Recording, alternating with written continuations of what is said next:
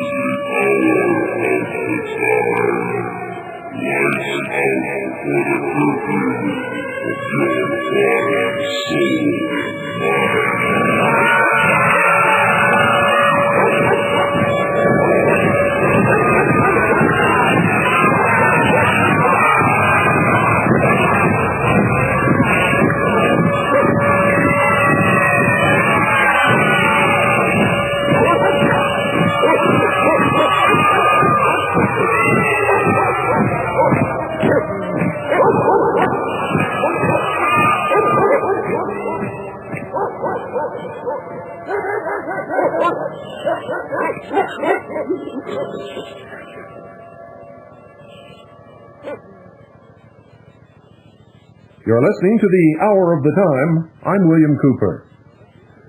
Ladies and gentlemen, this week, this Saturday and Sunday, April 26th and 27th, I will be speaking in Porterville, California.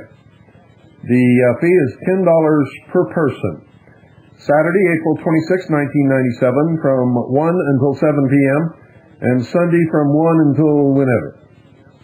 Again, $10 per person. For more information, call Doyle Shamley at 209-781-0374. That's 209-781-0374.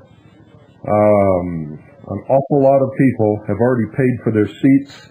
I suggest that if you want to attend, that you call that number and make arrangements to make sure that you have a reserved seat. Otherwise, you may show up at the door and find that there's no place for you. And we certainly don't want that to happen. And that's really the reason why we extended it to Sunday also, because so many people want to come to this event that there just isn't room for everybody on Saturday. And so we'll have an extra session on Sunday. But make sure you call the number because the response has just been absolutely overwhelming. In fact, let me give you that number again for those of you who want to attend. It is Saturday, April 26th and Sunday, April 27th, 1997, from 1 until 7 p.m. on Saturday and from 1 until whenever on Sunday. It's $10 per person. For more information, call Doyle Shamley at 209-781-0374. That's 209-781-0374. Porterville is approximately 50 miles northeast of Bakersfield, California, for those of you who may not know where that is at. Let me see here. Also, take note of the Worldwide Freedom Radio Network programming. And by the way, we made OnSat now. OnSat magazine has taken notice of the Worldwide Freedom Radio Network, and there was a little blurb about us in there in the last issue. Worldwide Freedom Radio Network programming all times are Eastern Daylight Time, Monday through Friday, 5 until 7 p.m., the hour of the time with William Cooper, yours truly. Monday and Tuesday nights, 9 until 10 p.m., Quest for Health with Michael Cottingham. Thursdays, 9 to 11 p.m., Home Satellite Radio Show with Dan Morgan. And Fridays, 9 to 11 p.m., Friday Night Live with Gary Bourgeois. Saturdays, 11 p.m. until 1 a.m., American Expose with Chris Gerner. And this Sunday, there will be no additional programming at the normal time at noon. It will not occur simply because I'm not going to be here. And everything here is going to be on running on auto, with Connie standing by to fix any problems that may unexpectedly arise. Also, Thursday and Friday and Monday and Tuesday will be reruns. There'll be good reruns, so don't miss the hour of the time just because there'll be reruns. They'll be the best reruns that we can find in our extensive catalog of tapes. Now, spread the word, folks, and if you can possibly attend any of these showings of Waco, the Rules of Engagement, please do so. It'll be showing at the following locations on the following days. The USA Film Festival, AMC Glen Lakes Theater, 9450 North Central Expressway, Dallas, Texas. The number is 214-855-6286. It will be showing Monday, that's today, at 7:15 p.m., and that's Eastern Daylight Time. That's today, 7:15 p.m. Eastern Daylight Time, at the USA Film Festival, AMC Glen Lakes Theater, 2450 North Central Expressway, Dallas, Texas. The number is 214-855-6286. It will be showing Friday, May 2nd through Thursday, May 8th, 1997, at the Dobie Theater. That's D-O-B-I-E, the Dobie Theater, 2021, Guadalupe, Austin, Texas, 512-505-0105.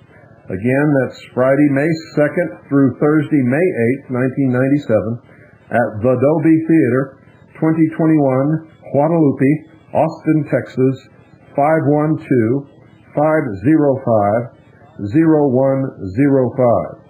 We'll also be showing Sunday, June 1st, 1997. That's Sunday, June 1st, 1997, at the Atlanta Film Festival. The Atlanta Film Festival at the AMC Fifth, spelled P-H-I-F-T-H,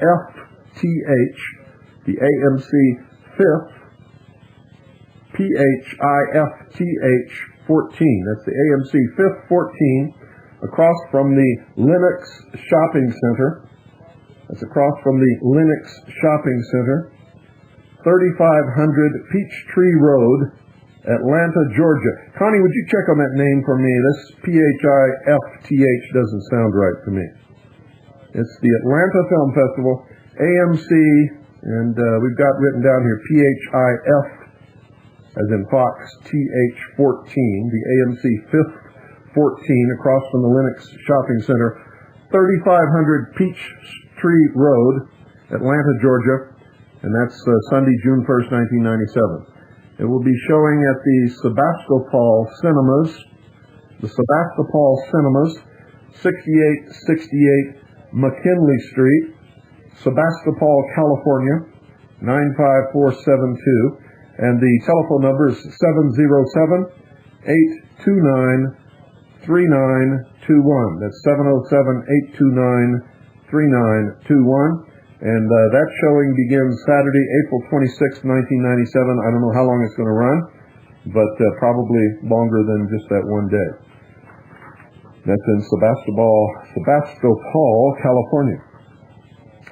It will also be showing at the Coolidge Center in Boston, Massachusetts, Friday, June 27th, 1997. I don't have an address or phone number for that theater.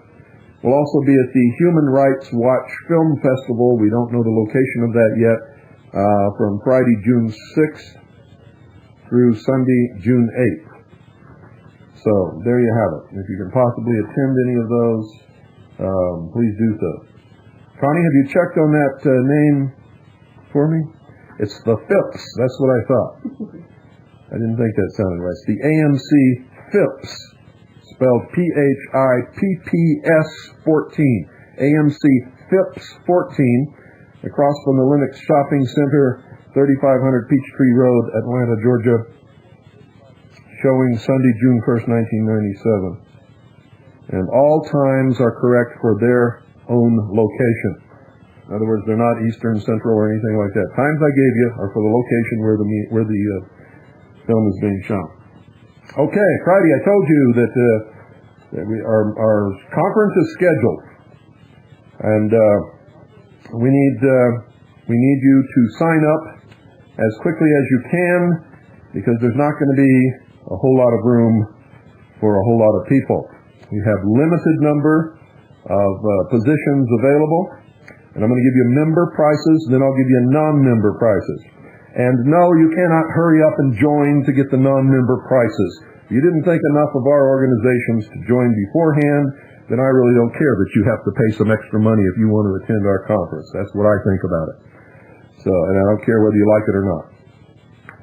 The conference will be held in the state of Arizona. The location will only be given to those who have paid and reserved their spot. Now, make sure you understand this. Once you have paid, it is non-refundable. If you all of a sudden cannot attend, you must arrange for somebody else to pay you and attend in your place. Otherwise, you lose that money. You see, we have to reserve the whole installation where we're going to have this. So once it's paid for, it's paid for. I don't get a refund, and neither do you. And I'm not talking about me. I'm talking about the trust. We don't get refunds on this, folks. We have to pay for the whole facility. And there's reasons why. This time, this year, we have, we have arranged with an absolutely fantastic facility. And this time, the conference price includes, for some people, a bed and all meals. A bed and all meals.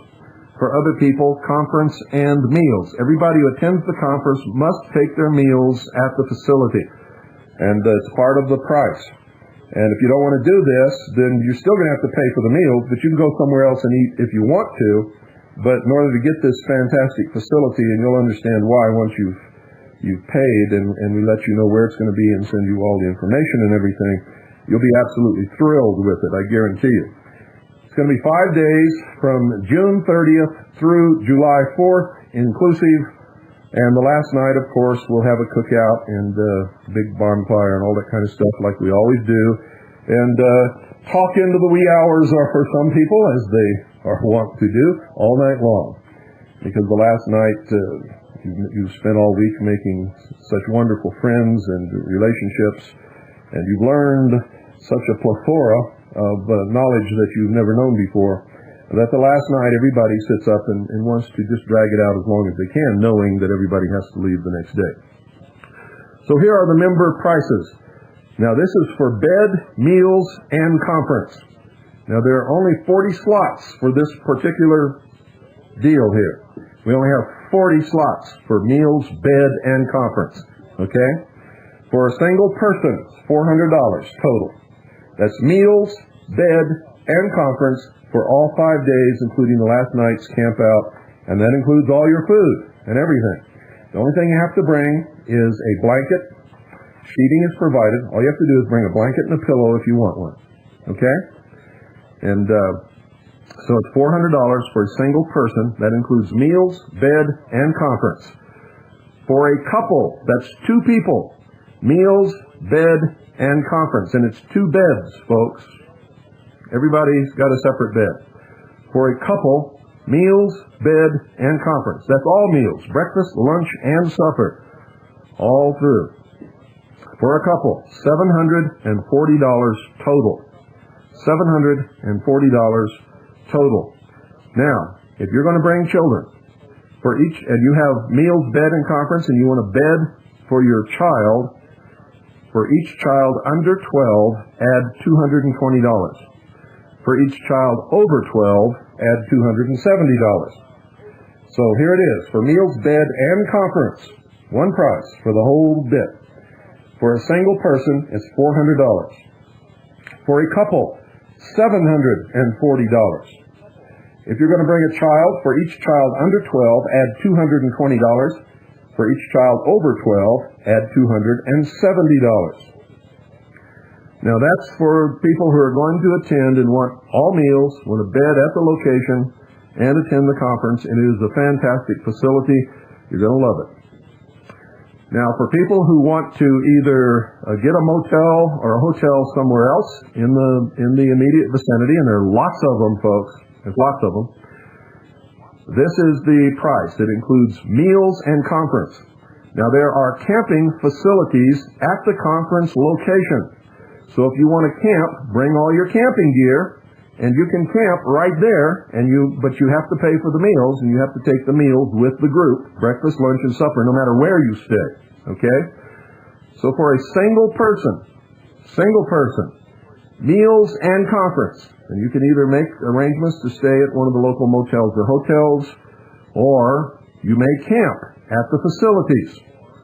And for a single person, includes all meals, that's breakfast, lunch, and supper every day, and the conference, it's $340 total. $340 total. For a couple, all meals and the conference, you can either camp at the facilities and beautiful campgrounds, or you can, of course, stay at any one of the local motels or hotels in the area.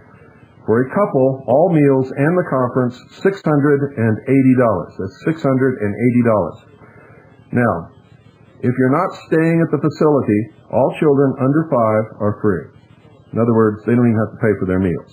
All children under 5 are free if you're not staying at the facility. That includes if you're camping. Children under 12, if you're either camping or staying at a local motel, children under 12 add $120 apiece. That's for their meals. Children over 12 add $240 each. That's for their meals and the conference. We expect children over 12 will be probably attending the conference. Okay, that's it. Now, if you have questions or you didn't write all this down and you need to know something, call Connie. Call my secretary. You can call her during this broadcast if you wish. But these slots are going to go fast, ladies and gentlemen. They're going to go real fast. And if past experience tells us anything, they'll probably be gone in a very short period of time. So, we need you to send your fee in immediately, including all payments for all people who are going to attend. If you want meals, bed, and conference, make sure you get that in quick, because those will probably go the fastest. If you want to camp or you want to stay at a local motel, when you send your money in, we will send you a complete information pack, which will include the name, address, and phone number of all the local motels and hotels. And don't forget, if you're going to camp, you've got to bring all your camping equipment with you in order for you to be comfortable. Include sleeping bag. If you want to bring a tent, you can bring a tent. Whatever you want to bring. If you're going to be in the meals, bed, conference deal, including a bed, sheeting is provided. All the rooms are heated, and so you're not going to get cold at night. But if you want to bring a blanket and a pillow, you must furnish your own. Okay? And that's just part of the deal. There is one cabin, ladies and gentlemen, beautiful cabin.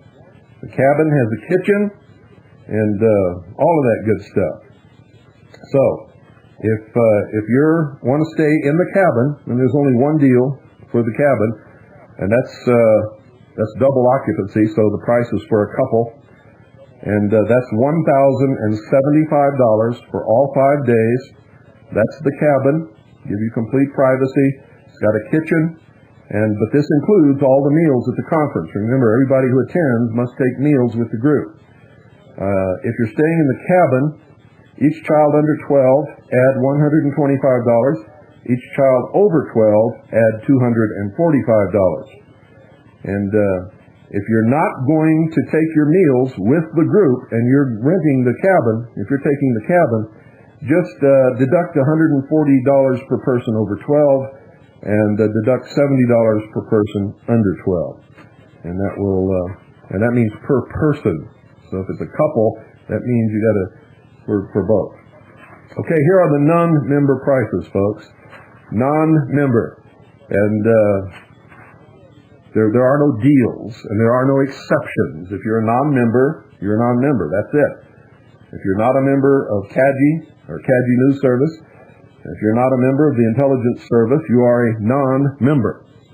And no, you cannot join immediately so that you can get the non-member, so that you can get the member prices. I'm not playing that game anymore. If you didn't think enough of our organizations to join it before this, then I really don't care that you have to pay all this extra money. For non-members, meals, bed, and conference, single person, $800. For a couple, $1,540. Again, meals, bed, and conference, for a single person, $800. For a couple, $1,540. For each child under 12, add $320. For each child over 12, add $370. If you're just going to attend the meals and the conference and you are a single person, it's $740 if you're a non-member. And if you're a couple, it's $1,480, non-members. Children under 5 are free.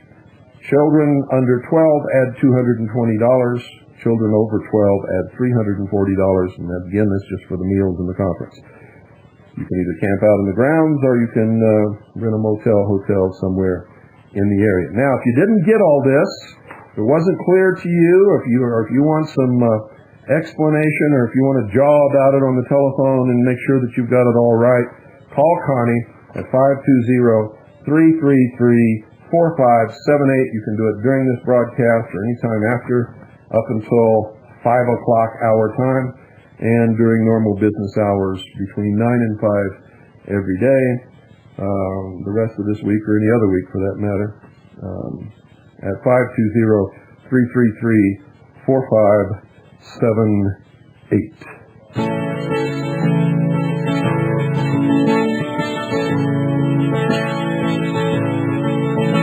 Oh, where have you been, my blue-eyed son?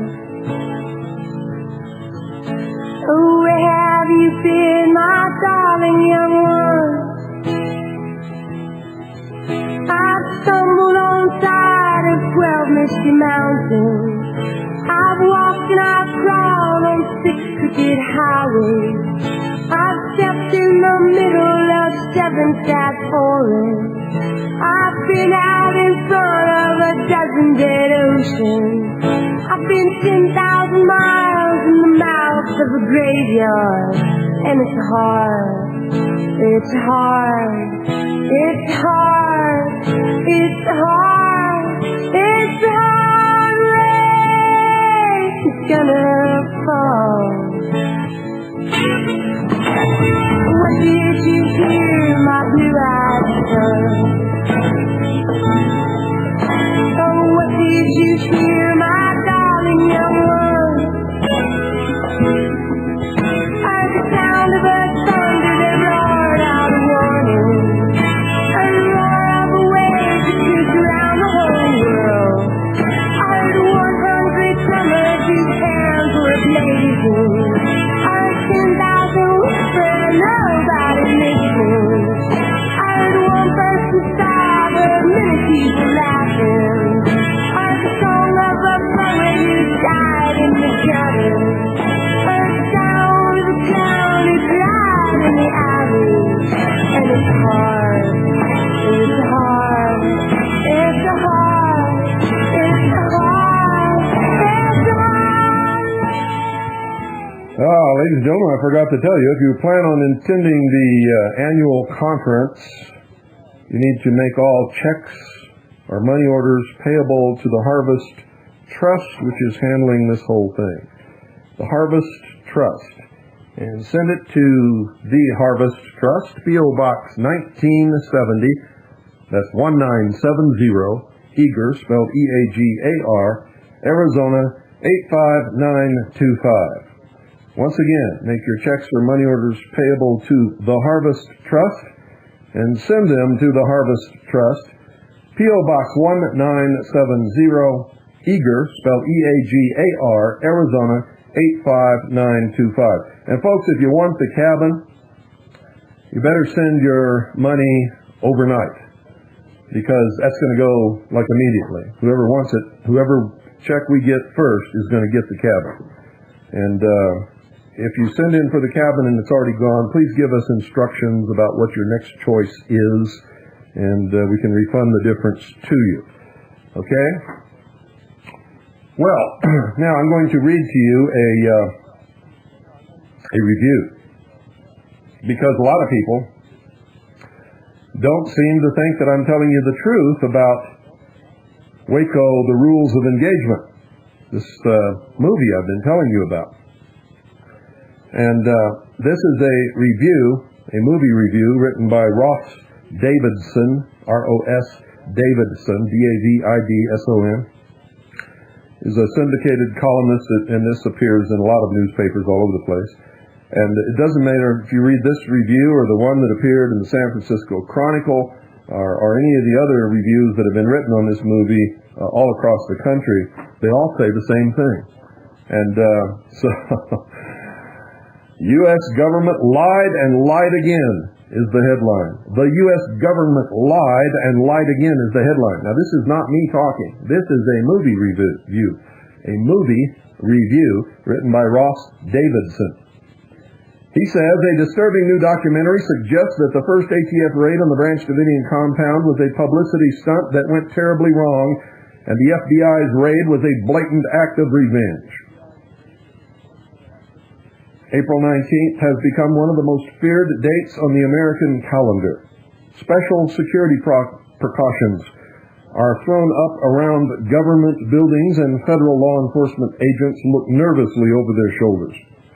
For America's burgeoning radical right, it is a date that will live in infamy. The bloody attack on the Branch Davidian compound in Waco, Texas is, for them, proof positive that the government is their sworn enemy. They have sworn revenge.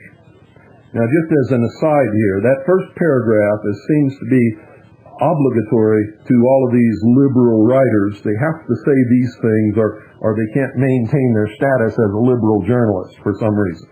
And most of it's a lie. For anybody who considers themselves to be right-wing or a conservative American, what happened in Waco, Texas was a terrible, terrible travesty of justice and proof of tyranny in this country. There's no doubt about that. But it's not the government that's our sworn enemy, ladies and gentlemen. You see, we're loyal to the government, which is the Constitution, the Bill of Rights, and all the lawful amendments thereto. However, our government's been infiltrated. What we are against are the criminals, the traitors, and the tyrants who have infiltrated our government and are trying to destroy it and bring about their socialist view of a utopian world government. That's who we're against. And we have not sworn revenge. None of us have sworn revenge, folks. That's an absolute total lie. And we have sworn that it will never happen again. That I can tell you for a fact. If the government or anybody in the government ever tries to pull off another Waco, Texas, they're going to find themselves at war. It's as simple as that. We will not allow it to happen. Let me continue now, because this is where he quits being the obligatory liberal socialist journalist who has to say those things and starts telling you the truth. You see, because we were right all along about what happened in Waco, Texas, and all of the tremendous criticism and derision and demonizing that was heaped upon us for telling the truth about what happened in Waco, Texas, is now becoming apparent even to the liberal socialists and to the journalists and the Marxists and the communists, everybody. And And it's them, mainly, who are flocking to see this film. We already knew it. We had proven it a long time ago. And now they're going to see if it's really true. And they're coming out with tears in their eyes, crying, raging against the government.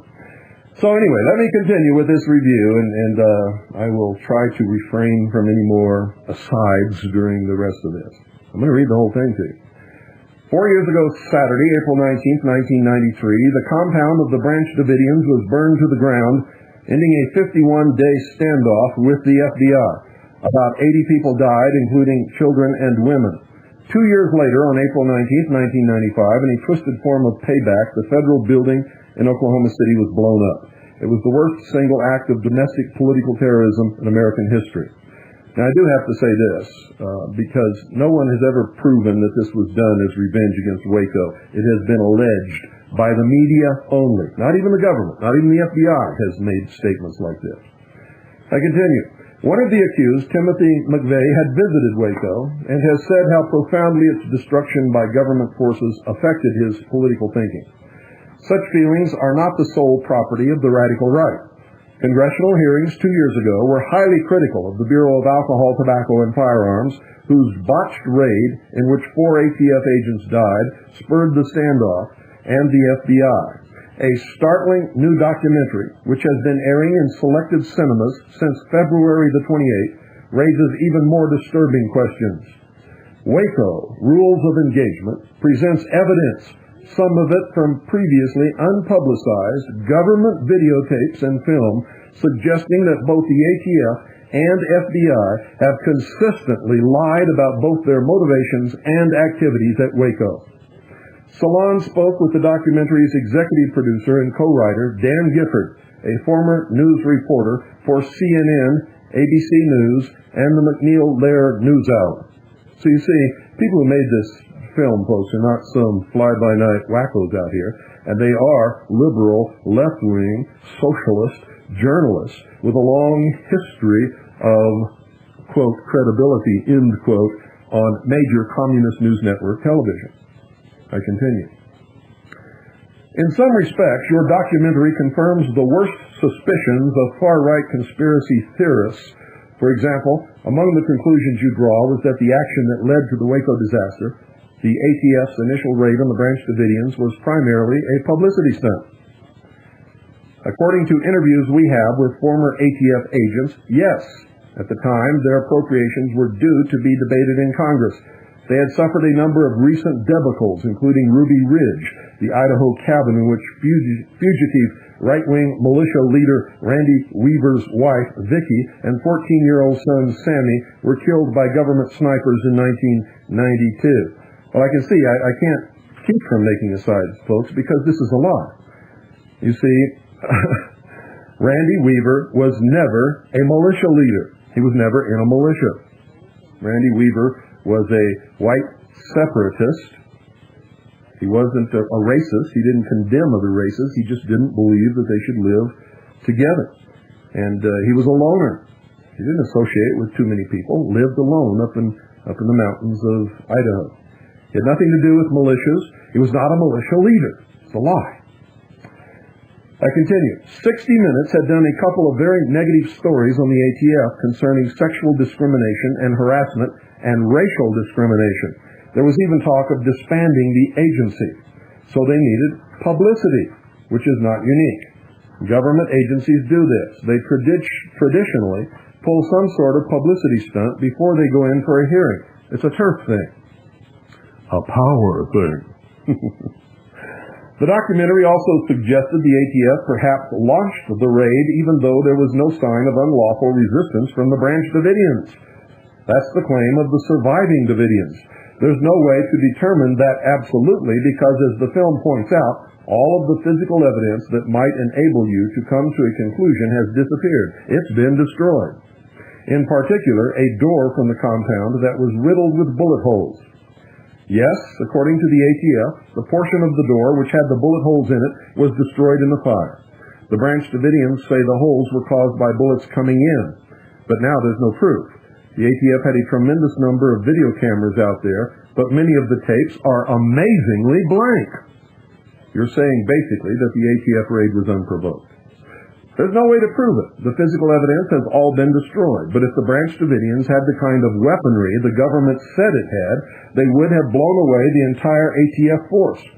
Jack Zimmerman, a former Marine colonel with a lot of combat experience, who is now a lawyer for the surviving Davidians, made that point.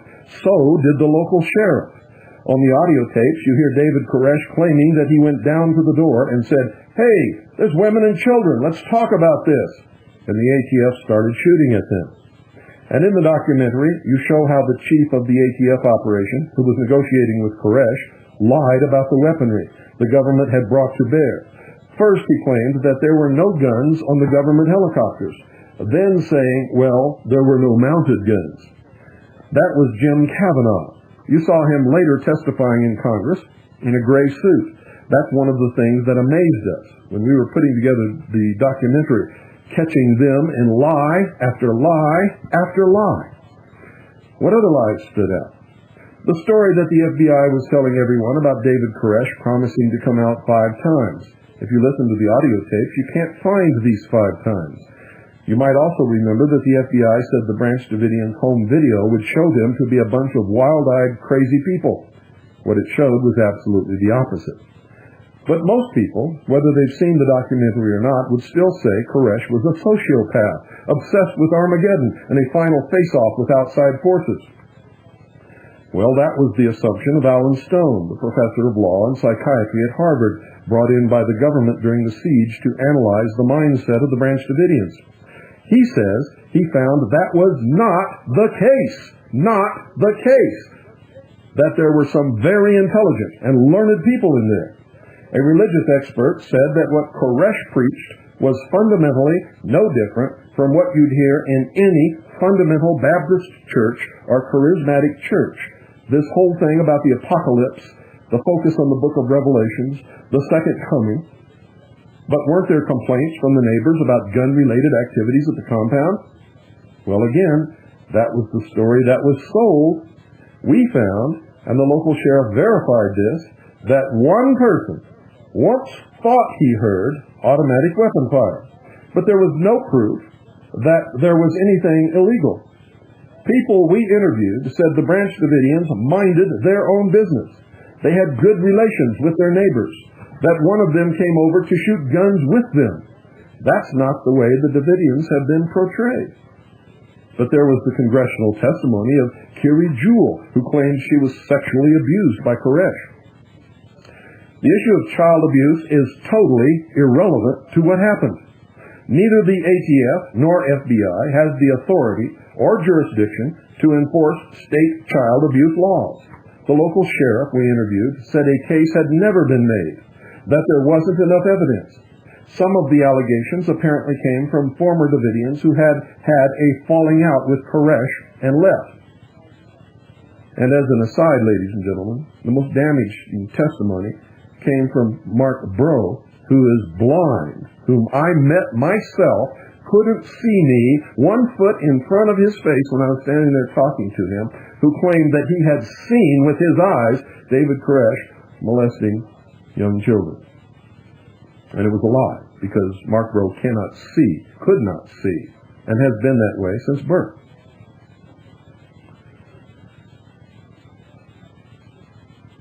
Some of the allegations apparently came from former Davidians who had had a falling out with Koresh and left. Mark Bro had been in a contest with David Koresh for leadership of the church, folks.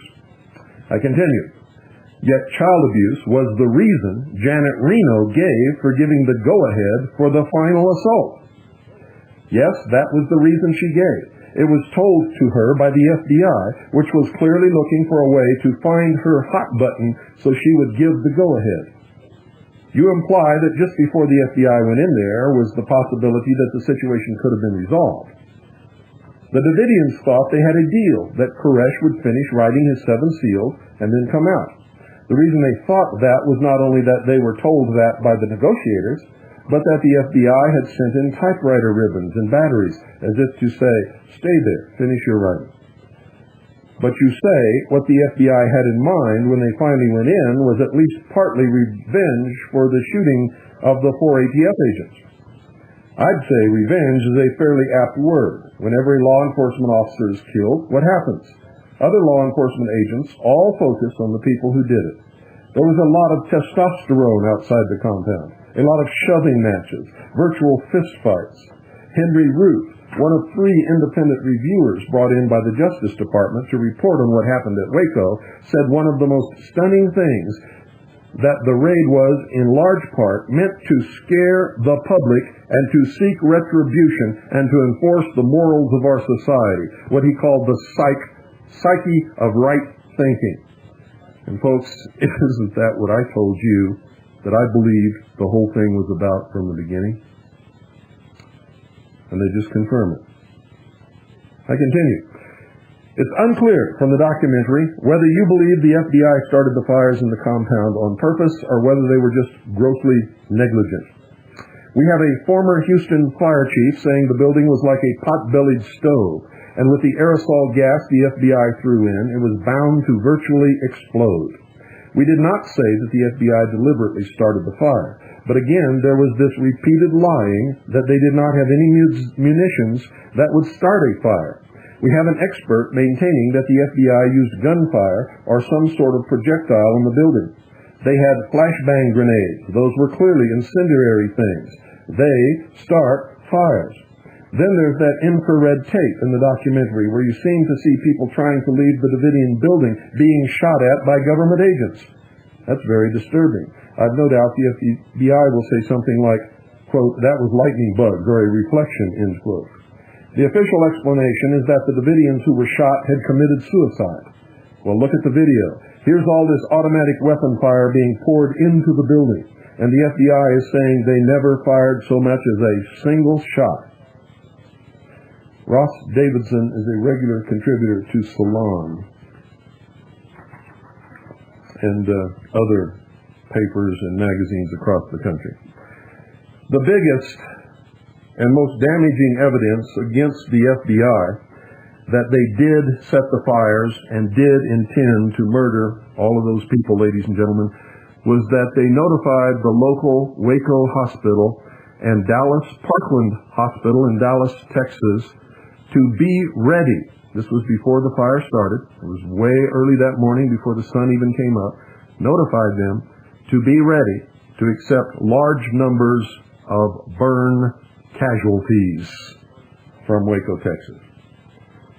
So, there you have it.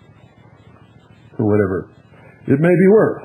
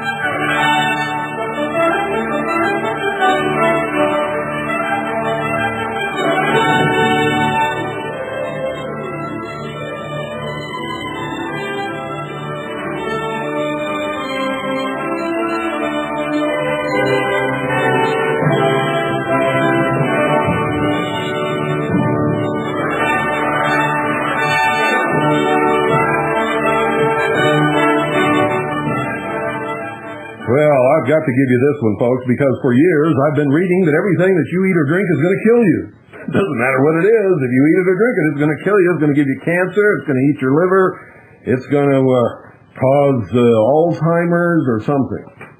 So here's a bit of good news. Here's something that you can do that you can put in your body that won't kill you, that will actually help you as long as you don't do it to excess.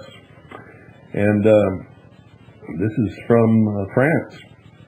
And they say, this is from the Boston Globe, 1997, April 18th.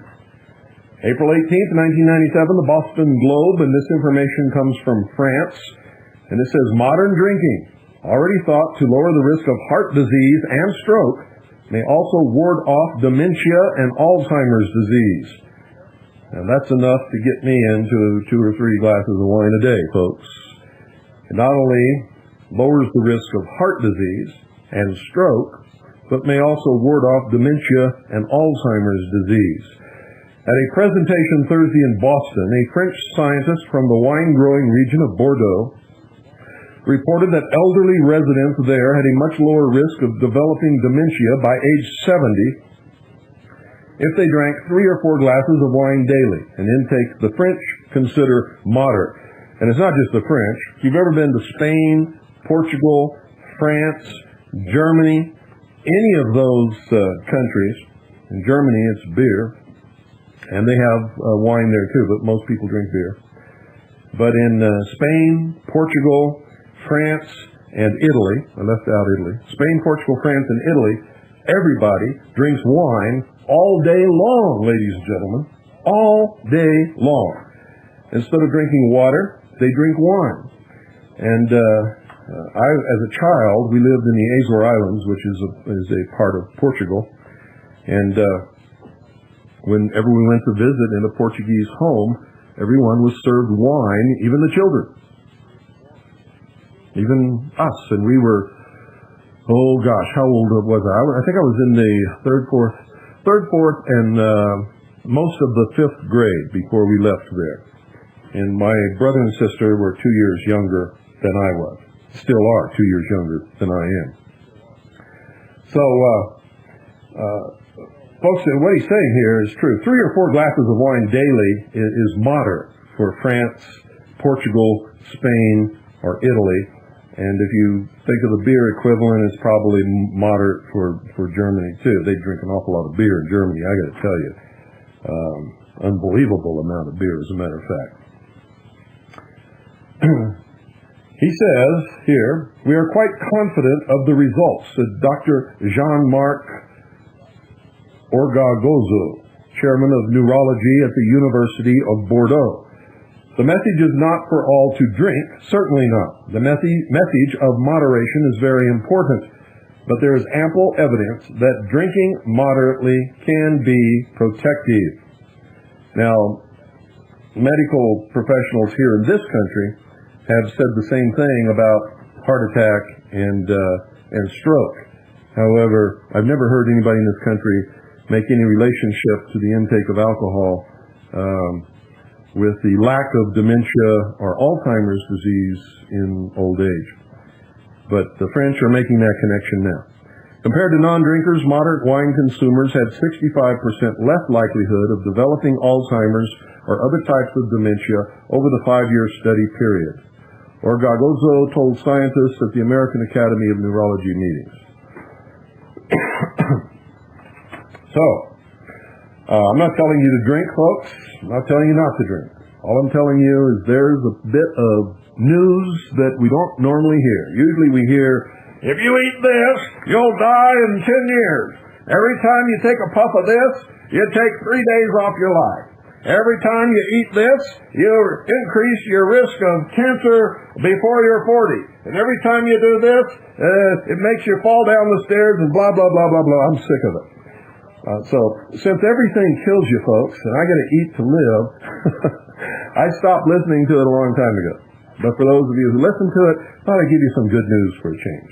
Drink 3 to 4 glasses of wine a day if you so desire. I'm not telling you to do that. And you may decrease your risk of Alzheimer's disease. You definitely will decrease your risk of heart attack and stroke. And that's been said by doctors all over the place. Here's another ping on the FBI. I mean, the FBI is taking it, folks. And they deserve it. We found out that the crime lab has been sending people to prison on lies for years. They're not interested in justice. They're interested in convictions. And they'll lie to get the convictions. They'll put anybody in jail as long as they can get a conviction. That's all they care about. That's it.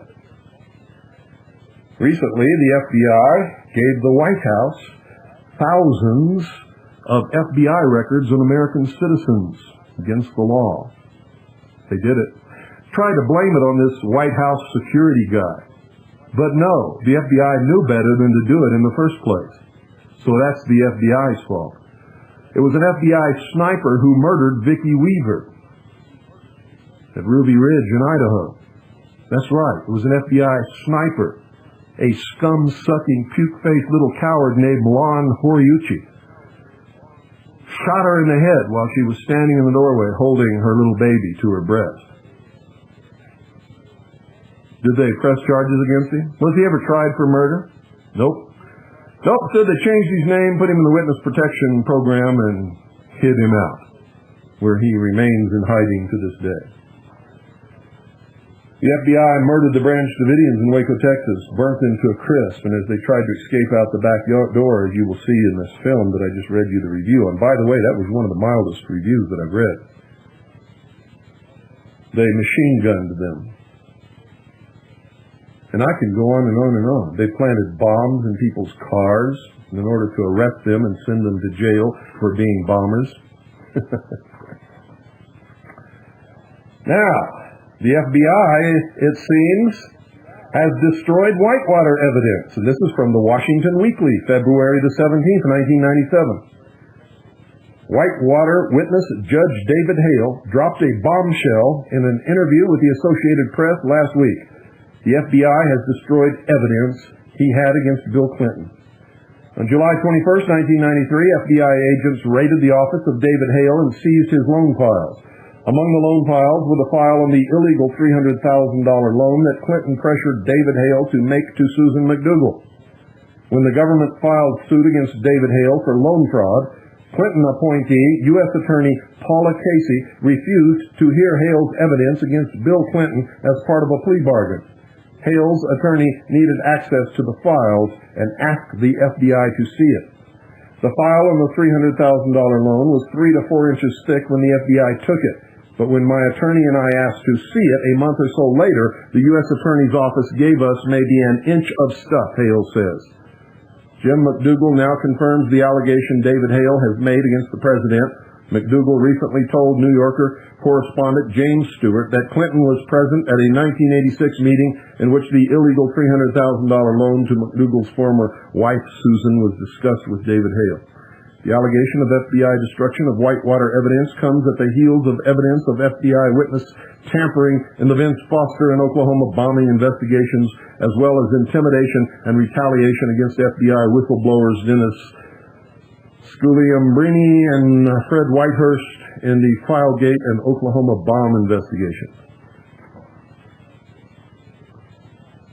If you trust the FBI, you're out of your mind. If they come and knock at your door and you even say hello to them, if you even talk to them for a second, you're out of your mind. You're crazy. And if they say you have to talk to them, that's a lie. You don't ever have to talk to anyone. The only time you absolutely must say something is if you're subpoenaed in a court of law or to Congress as a witness. Then you must say something.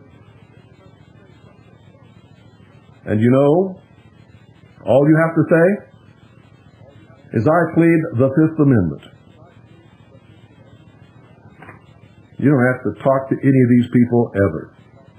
You do have to say something if you're subpoenaed as a witness in Congress or in a court of law, but all you have to say is, I'm not going to say anything because it might tend to incriminate me, and I call into effect my protection under the Fifth Article in Amendment to the Constitution, or of the Bill of Rights. Don't talk to these clowns. Anything that you say can be twisted around and used against you, and you can find yourself in jail for nothing at all. Nothing. Well, here's another one. This is from the Independent Film and Video Monthly, April 1997. It's a magazine, folks. The Independent Film and Video Monthly, April 1997. One of the biggie magazines of the film industry for independent film and video makers. And the other winners are by Patricia Thompson and Kara Mertes. In addition to recognizing the films that received official awards, The Independent here presents its own meritorious honors, most likely to be suppressed. He worked at McNeil-Lehrer and CNN. She is a self-described tabloid babe, having worked at Current Affair. Together, Amy Summer Gifford and her husband Dan Gifford executive produced a powerful documentary about one of America's most misunderstood events, the disastrous FBI-led assault on an obscure religious sect outside of Waco, Texas. On April 19, 1993, during an assault on the Branch Davidian compound, 76 Branch Davidians died in a blazing fire. The government said the Davidians committed mass suicide. The evidence shows otherwise. Quote, "Our goal going into the documentary was to figure out how this happened," says Ms. Gifford of their 165-minute film Waco, The Rules of Engagement. The real The real tragedy is that everyone thought they were doing the right thing. The road to hell is paved with good intentions. End quote.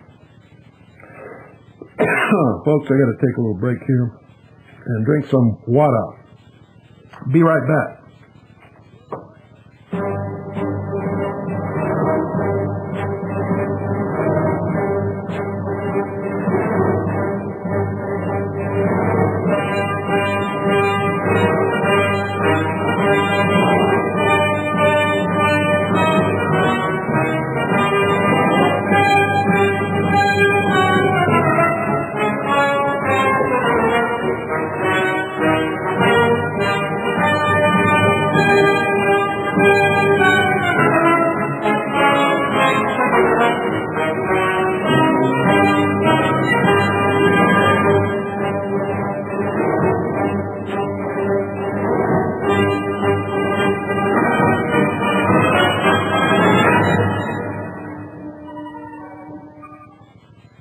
Oh boy.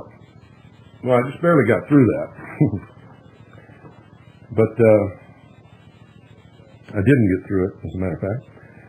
With director, co-writer, editor William Gazecki, the Giffords spent almost 2 years producing the film. Its detailed analysis of those fateful 51 days is based on previously unseen footage shot by the Davidians during the siege.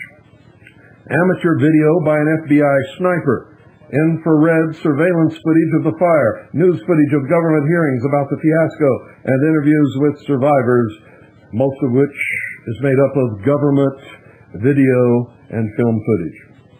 In its uncritical support of David Koresh and the activities of the Branch Davidians, the film seems at times driven by an anti-government conspiracy theory agenda, but it unearths important material in the search for what happened at Waco.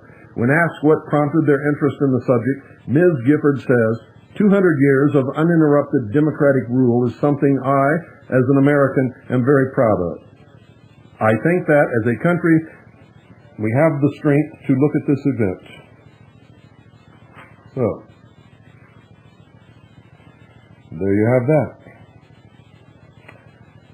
And from Newsday, April 20th, 1997, that's yesterday, FBI, TWA focus on one theory may soon rule out bomb/missile causes, by Lauren Terrazzano and Robert E. Kessler, staff writers. Basically what this says, folks, is the FBI says it wasn't a missile, it wasn't a bomb, it was a mechanical defect. Yet they cannot produce this mechanical defect. However, we can produce over 150, actually, close to 300, folks, but we've narrowed it down to right around 150 that we know absolutely are credible witnesses who saw a missile shoot up from the ocean and hit that plane.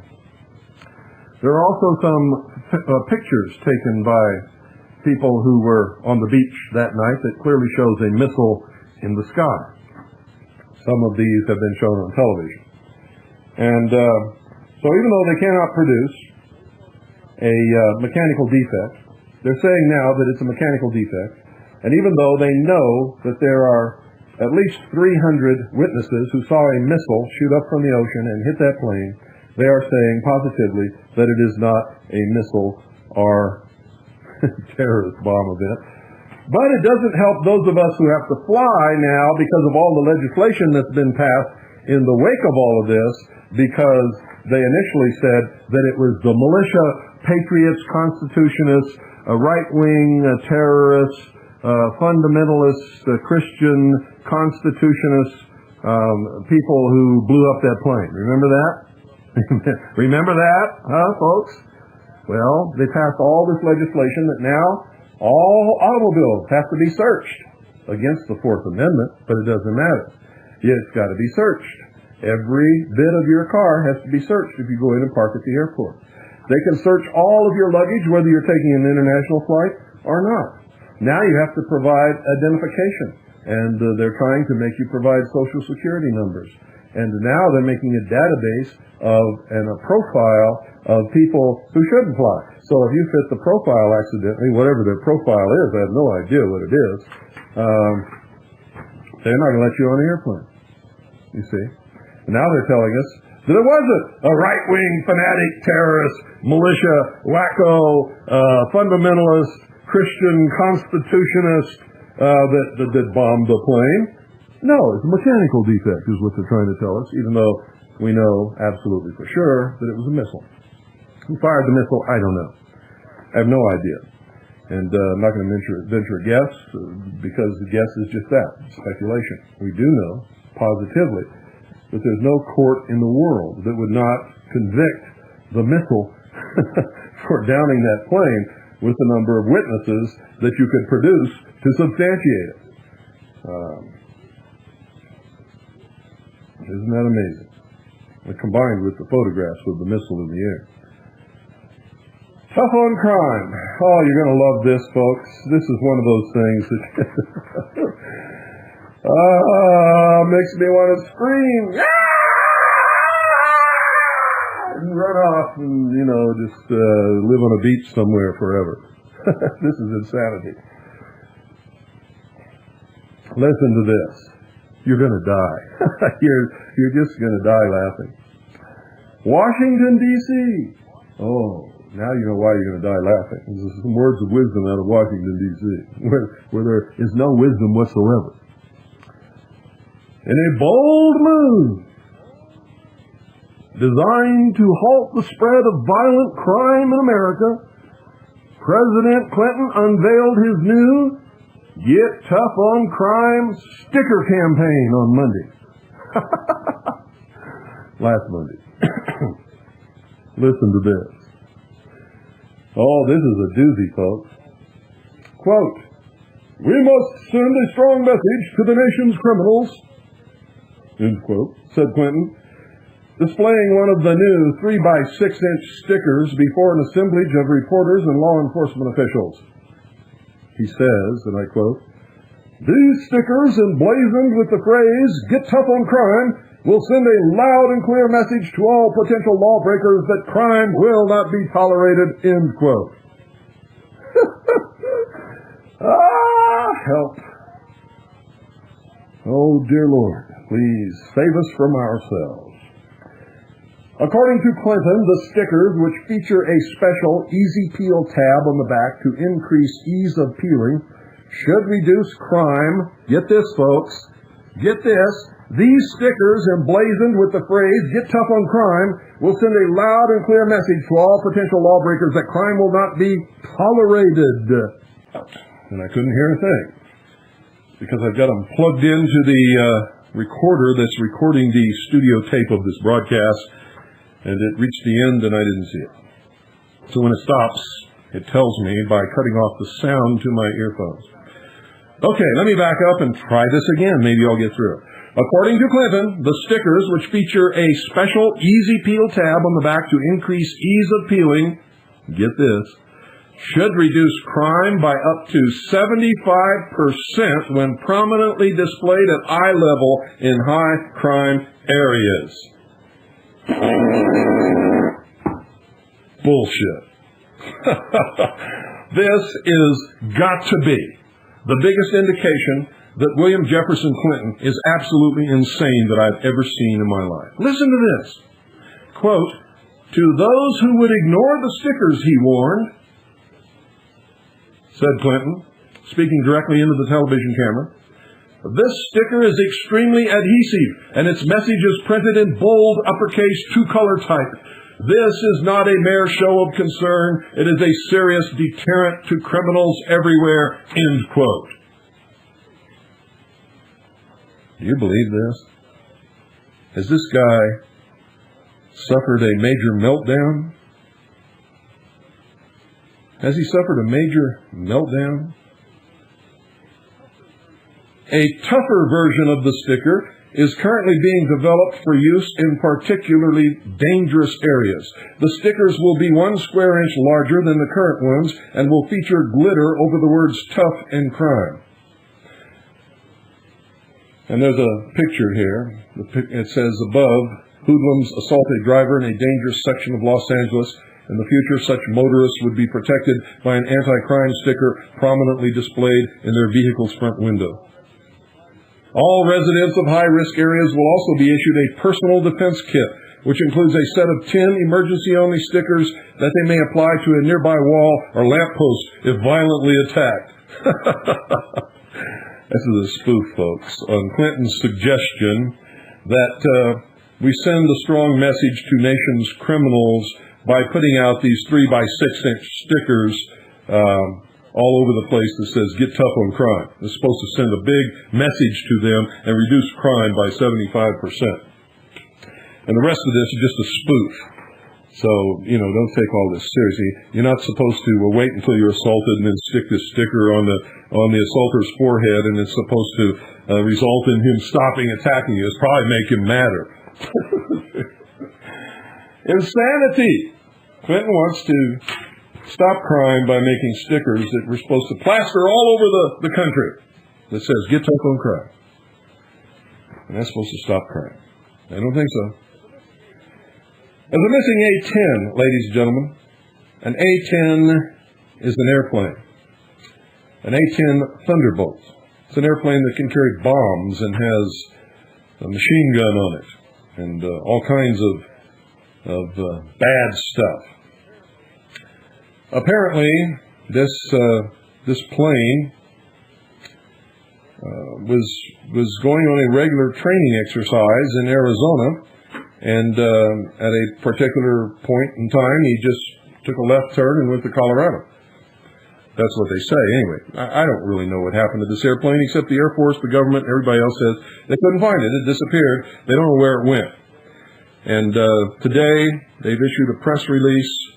Actually, it was yesterday. They issued a press release saying that they found what is likely the wreckage of this missing bomb-laden warplane, but there is, so far, no sign of the pilot. And the wreckage is on a sheer snow-covered cliff in the central Rocky Mountains. And this all really sounds really weird to me. I mean, why would a pilot going on a routine training mission in a jet plane that costs a couple of $1 million and carrying a couple of 500-pound bombs and some pretty heavy-duty machine guns on it, take a left turn and go to Colorado and then crash into a mountain? And it just doesn't make any sense to me. I don't believe the bit about he stole the plane to bomb the courthouse. I don't believe that either. I don't believe that he stole the plane to land it at some secret base so the militia could use it. I know that's not true because I'm the director of intelligence for the largest militia in this country. And I can tell you for a fact it's absolutely not true. But why this guy would first deviate from his training mission and fly into Colorado, and then crash this thing into a cliff. Everybody who knew him said he wasn't suicidal, and he wasn't crazy, he wasn't wacko, he wasn't into any weird stuff or into any strange religions or anything like that. He was just a regular Air Force pilot who liked to fly. And next thing you know, they go up on a routine training mission, and he disappears from the formation that he's supposed to be flying with, and they say that all of this is reports. You can't believe what these people tell us anymore. They say they tracked the plane to Colorado, that it was flying very low, following the terrain, and now they're telling us that they found the wreckage of this plane at some high cliff in the snow in Colorado. So I don't know what the truth is. I don't think anybody does. And I'll tell you something else. They haven't positively identified this supposed wreckage, if it is wreckage. because all they saw was some paper and some gray and yellow stuff in the snow. And they don't even really know if it's the wreckage of a plane, much less the wreckage of this plane, but they're saying that they believe that it is. So, just want to let you know that that's been done. What it means, I don't know, folks. I have no idea. I don't know what happened to the pilot. I don't know what happened to the plane. I don't know why what happened. I don't know where it went. I don't know if that's the plane that they say that they have seen wreckage of. Now, this next one makes me angry. It's probably going to make you angry too. That is, if you're the kind of person that really cares about things. Because if you really do, you've got to get angry about this.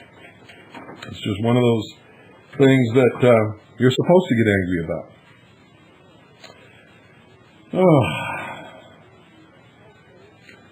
The Social Security Administration has told its administrative judges to ignore the rulings of federal courts and follow the policy of the Social Security Administration, even though it may conflict with the law. Think I'm kidding? No, folks, this is from the New York Times News Service, Washington, April 21st. That's today. In a move that could delay or deny benefits for tens of thousands and maybe even millions of people, the Social Security Administration has told its judges that they should disregard federal court precedents if those rulings conflict with agency policies. The order, issued as the agency faces a huge backlog of disputed claims, has drawn protests from federal courts, members of Congress, and agency employees. But who cares? I mean, isn't this what all the federal agencies are doing now? They've thrown the Constitution in the trash. They don't give a damn about the law, and they're doing whatever the hell they want to do, no matter who it hurts, no matter how bad it is. Because I'm telling you, folks, I've been telling you this for years, the socialists, the Marxists, the communists have taken over the positions in our government, and they're hell-bent on flushing the United States of America right down the toilet, because the only thing that stands in the way of their one world, utopian, socialist, whatever it is. Moreover, it is being compared to positions taken in the early 1980s by the Reagan administration, which said it was bound only by Supreme Court decisions and did not have to acquiesce in decisions of lower courts that contradicted its reading of the Social Security law. Democrats denounced the Reagan administration's practice as lawless, and the administration took a more moderate position after Congress made clear that it disapproved of the practice. This week, the House and Means Committee will hold a hearing to examine the practice. So now the Democrats are doing what they criticized Reagan for doing, but the Democrats aren't even saying that they're going to be bound by the Supreme Court decisions. They're telling their administrative law judges to ignore everything. Ignore the law. Ignore the rulings of the courts and do what we tell you to do. Oh, brother. The Social Security Agency recently told its administrative law judges who rule on claims for benefits that they might face remedial training and disciplinary action if they did not follow the agency's policies or if their productivity was considered too low, even though it may be against the law. And here's the quote, direct quote from the Social Security Administration. Listen to this, quote, "An administrative law judge is bound to follow agency policy even if, in the administrative law judge's opinion, the policy is contrary to law," end quote. This is read right out of a confidential memorandum to the administrative law judges of the Social Security Administration by the director of the Social Security Administration. Oh, brother. That means that if you filed a claim for Social Security, hey, good luck. Good luck, bud. All those years you've been paying in, good luck. You see, there isn't any money in the Social Security Trust Fund. You know why, folks? Because there is no Social Security Trust Fund. All trusts of the United States government are spelled out in the law.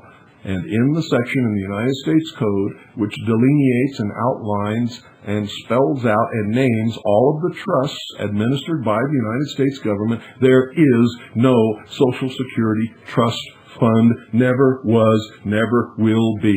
And if you read the Social Security law, you will see that it was never an insurance policy. You're not paying for insurance. It was never, ever a trust.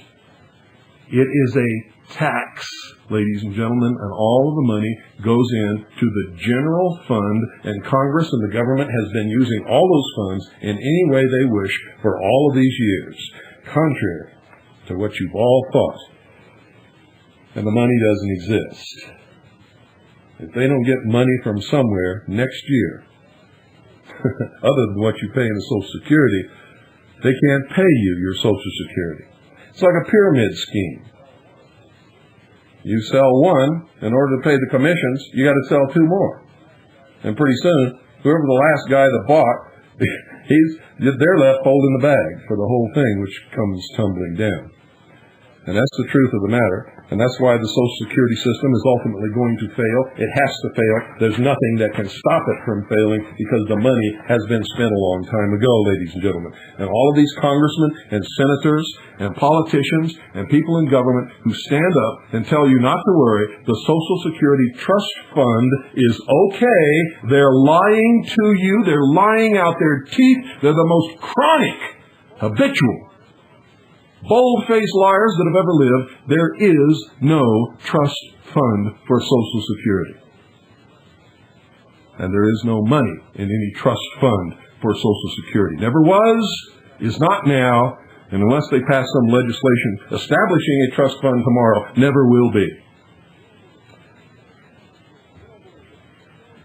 If you don't believe it, ask them to show you the trust in the law as a trust, who the trustees are, and where the money is being held. You want to see some red faces real quick? You know, it just amazes me that so many people are such fools. You know, I hate to say that, folks, but it's the truth.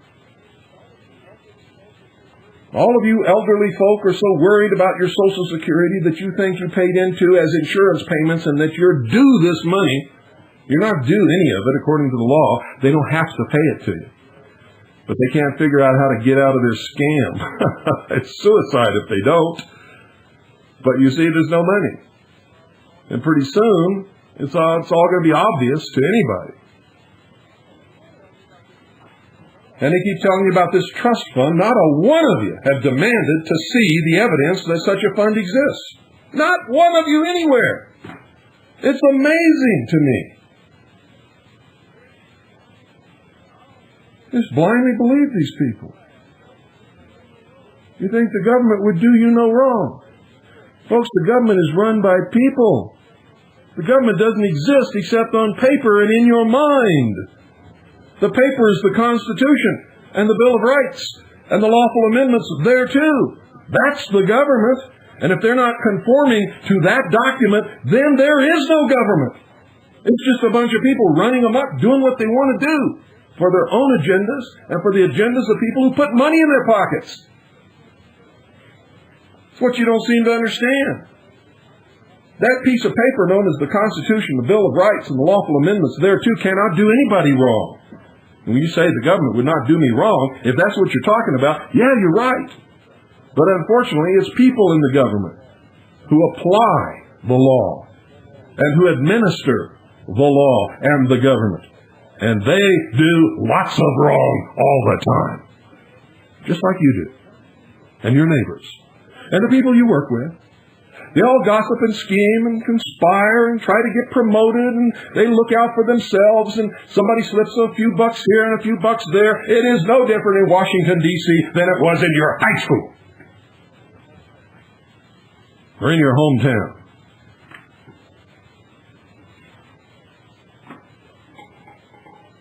People are people. Just because you send them to Washington doesn't change any of that. So now the Social Security has joined the BATF and the FBI and all of the other scum-sucking, puke-faced, socialist, traitorous subversives in our government in telling their administrative law judges to ignore the law. Do what we tell you. Just do it or else. Or else you're going to get reprimanded or fired.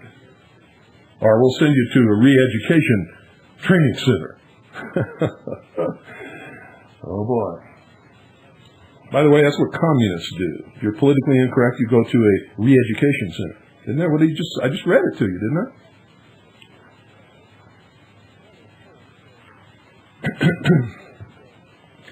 I got a little cold, so in order to keep from having to sniffle every 3 minutes while I'm on the air, I have taken some nose spray, and that has sort of seeped down into my throat and dried out my throat, so I have to take a sip of water quite frequently during this broadcast.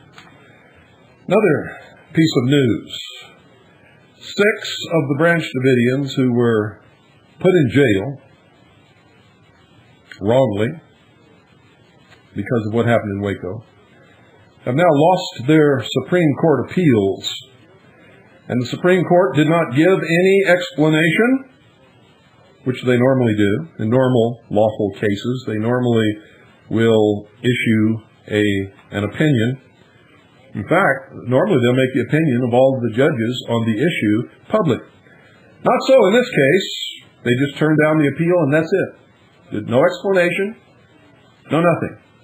None of the opinions of the judges have been made public. So that's another travesty. If what they did was right, why don't they make the opinions public like they do in every other Supreme Court ruling?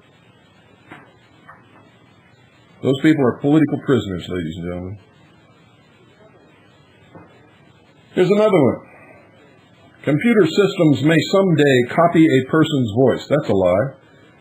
The Central Intelligence Agency, the Office of Naval Intelligence, Army G2 Intelligence, the Air Force Office of Special Investigation, Counterintelligence, has been doing it for many, many years.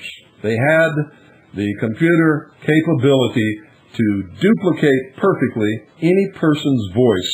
When I was a member of the Office of Naval Intelligence many, many years ago, ladies and gentlemen, I left the Navy on December the 11th, 1975. That's how long ago it was. But civilian corporations are now beginning to perfect the technology. And this comes from Tokyo, from the New York Times News Service. Tokyo, April 21st, 1997. Move over, Rich Little. Researchers are developing electronic impersonators, computer systems that can speak in a particular person's voice. Nobody will be safe when this happens. In the public sector. Nobody's safe in the silent wars of intelligence organizations. I can tell you, and haven't been for many, many years. They could do this when I was in the Navy, folks. Quote, the systems, which will take some years to perfect, start with an actual recording of a person and break it down into individual sounds, such as those of syllables or letters.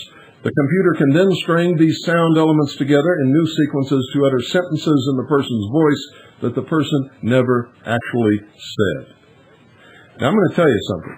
Whatever you perceive as the state of the art of technology in the public sector, in secret, in the military, in government, they're 50 to 100 years ahead of that.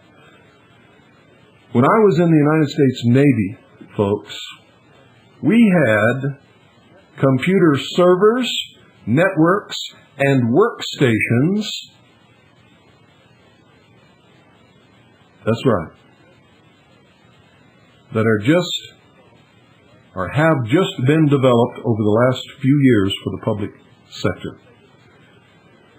Now let me say this again, just in case you're not listening.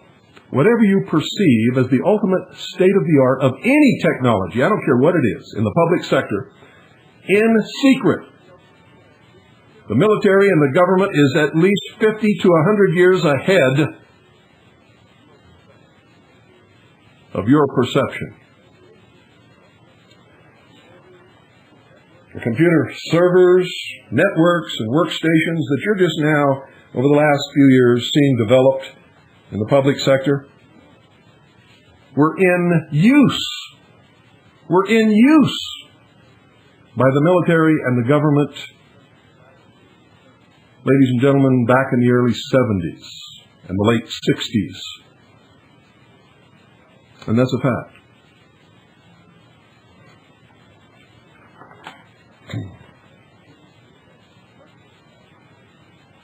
And much, much more. Much, much more. If we have a recording of your voice, we can make you say almost anything, said Nick Campbell, the leader of a group that has developed, not going to develop, not might develop, but has developed such a system at ATR Interpreting Telecommunications Research Laboratories in Kyoto, Japan. Indeed, the computer can even make a person's voice spout off in a language that he or she does not understand. Can make you sound drunk. Can make you sound elated. Can make you sound insane or sleepy or suicidal or emotionally upset. You hear what I'm saying? Some technology is good, folks, but we've gone over the edge. And we went over the edge a long time ago. Those of you in the public sector who've never been in the nether regions of government or the military projects, agencies, and operations, you haven't got a clue. You just simply haven't got a clue. And I feel for you, because when it finally becomes evident what's really going on, some of you are just likely to lose your mind. Just likely to go right off the deep end.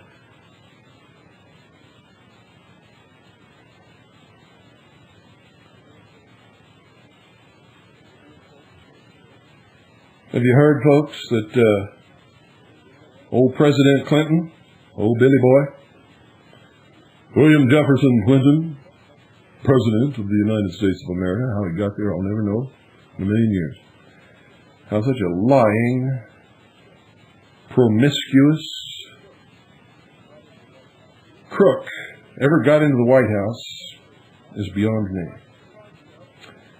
But he likes the concept of volunteering your services for the community so much that he wants to make it mandatory. That's right. He wants to make it absolutely mandatory. He wants to make volunteerism mandatory for a lot of people. Young people in particular, but adults too. Now, when he makes it mandatory, will it still be volunteerism? Do you think? And how many people who would normally volunteer will stop volunteering when they find out that it's mandatory? And when they used to volunteer and do it willingly and put their whole effort into it and really do something good for the community, feel real good about it, how many of them do you think will feel good about it when it's mandatory? And how many do you think will stop, putting everything into it and start trying to figure out how to get out of it once they find out that now it's not, it's not because they want to do it anymore, it's because they have to do it. Not only that, but he wants to pay you for it. Just in case mandating service doesn't work, Clinton is proposing in his radio address to pay volunteers. Oh boy. Socialists are so deluded. I don't even know what kind of a world they live in, ladies and gentlemen. I mean, I can understand how a sociopath can lie to somebody else. But when they lie to themselves and believe their own lie, and they know they're lying, that's just beyond my comprehension. It's beyond my ability to even remotely understand that kind of thinking. But that's the way socialists think. That's the way they do things. They're chronic liars. They lie to the American public. They lie to everyone they know. Then they turn around and lie to each other. And they know they're lying, but they believe it. And they pretend like it's all okay, and they smile, and they just love each other. It's amazing. See, they want to teach young people that a desire to help their neighbors is a good thing, and so that they're going to mandate volunteerism, and in case the mandate doesn't work, they're going to bribe them with some money. Gee. You see, volunteering out of a genuine urge to help other people has always been something that Americans have always done. 101.1 FM Eager is a community service station. We don't get a penny from anybody for operating 101.1 FM Eager under the Independent Foundation Trust as a charity for the community. We volunteer because we know that it helps the community to have another point of view. And it's also nice for people to hear uninterrupted music whenever there's not any regular programming on 101.1 FM Eager. The Worldwide Freedom Radio Network is not making any money. We're doing it to be able to offer Americans an alternative point of view and be able to hear another voice and to be able to document and source information so that they don't have to depend upon the communist news network's lies. And many, many other things. And we're not the only ones. It happens all across America. There are people working in hospitals and community centers and Boy Scouts and Girl Scouts and teaching swimming in the summertime to help children learn how to swim so they won't drown if they fall in the water. Charities helping the homeless all across this country. Herr Clinton doesn't think that that's good enough. He likes volunteering so much that he wants to make it mandatory. And once it's mandatory, if that doesn't work, which it won't, I can tell you right now, Americans don't like to be told to do something if they don't have to do it, or if they don't want to do it. They like to do it out of the goodness of their heart. So I can tell you right now, it's not going to work. It's going to turn people off. It's going to make them angry. So in case that doesn't work, he wants to appeal to the base nature of humanity. He wants to pay them some money. He wants to hand out $500 checks to students who perform outstanding volunteer service. $500 is a lot of money to a student. And when they've been bribed in that manner, it's not volunteer service, it's a job. For Pete's sake. Shouldn't say for Pete's sake. Pete might get angry at me. Whoever Pete is. Oh my goodness.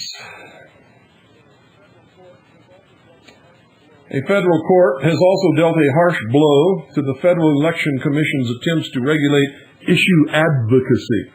Ads that the agency believe have crossed the line into express advocacy. U.S. Fourth Circuit Court of Appeals ruled that the FCC must pay the legal fees of the Christian Action Network, a conservative nonprofit organization that the FCC sued unsuccessfully. What did they sue them for? Well, following the 1992 campaign cycle, the FEC, that's the Federal Election Commission, charged that the Christian Action Network's television ad attacking then-presidential candidate Bill Clinton for supporting special rights for homosexuals violated the law because it expressly advocated Clinton's defeat, even though it didn't contain the words, vote for or vote against. Well, they lost. You can now attack them. And even if the intent of the attack is to make sure the person doesn't get elected, as long as you don't say vote against or vote for, they can't touch you. That's what the court rules. Sick 'em. Go get 'em. Eat 'em up, Buttercup.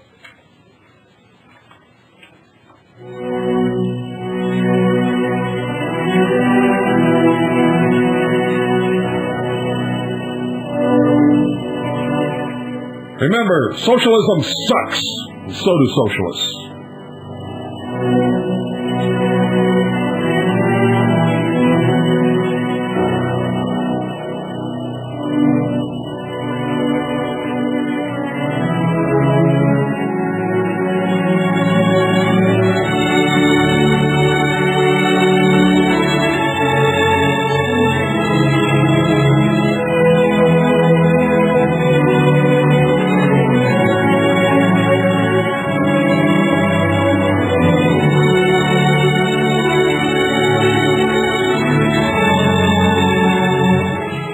The Hour of the Time until April the 30th, that is brought to you by Swiss America Trading in Phoenix, Arizona. Call them. Ask for a copy of the free newsletter.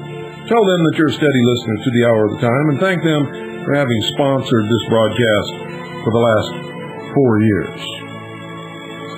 Whether they're continue to sponsor this broadcast or not, they have done us a great service. They have been loyal and true. And if you, the listening audience, had been loyal and true to them, they would still be sponsoring this broadcast. Ask them how you can get your hands on some real money, and then do it. 1-800-289-2646. That's 1-800-289-2646. Do it right now, folks. You'll be glad that you did.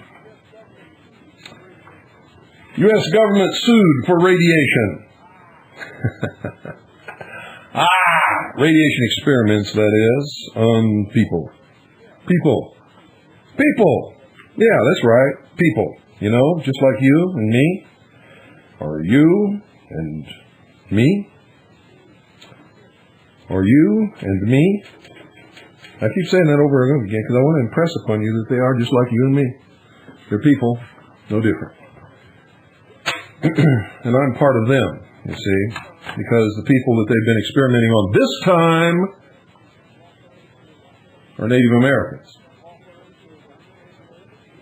The law firms of Chamberlain, Neaton, and Johnson, and Baker, Donaldson, Behrman, and Caldwell. I like that. I'm going to say that again. The law firms of Chamberlain, Neaton, and Johnson, and Baker, Donaldson, Behrman, and Caldwell announced today that they have filed a class action suit in the U.S. District Court of Seattle, Western District of Washington, on behalf of individual Native American citizens of the regions adjacent to or in the vicinity of the Hanford Nuclear Reservation located in south central Washington state against the United States government for conducting wrongful human radiological experiments on their people without their knowledge or their permission. And this wasn't done way back in the 40s, folks. They're still doing this crap all over the place. I told you. Nazis were socialists, and socialists are Nazis.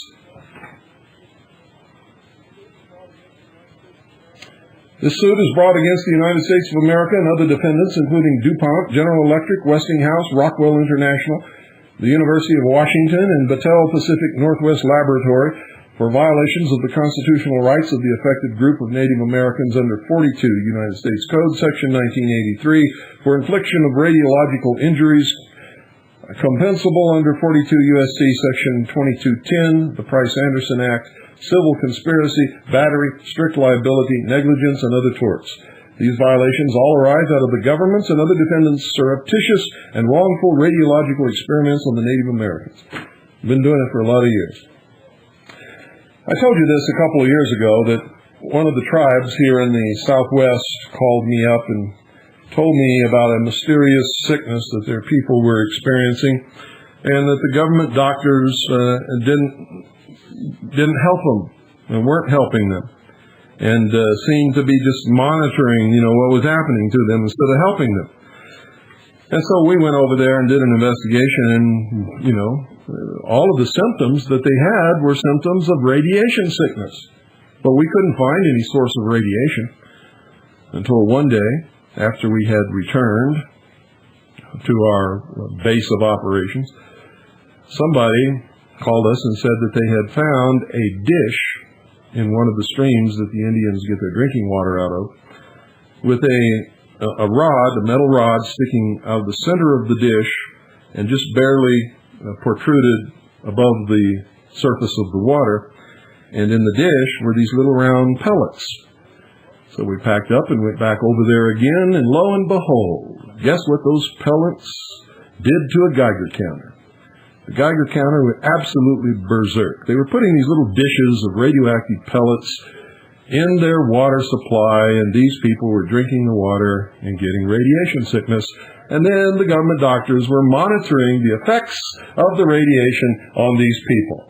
Well, we showed them what was happening, and they cleaned up their streams and took that stuff, and I don't know what they did with it, but I got a sneaky feeling that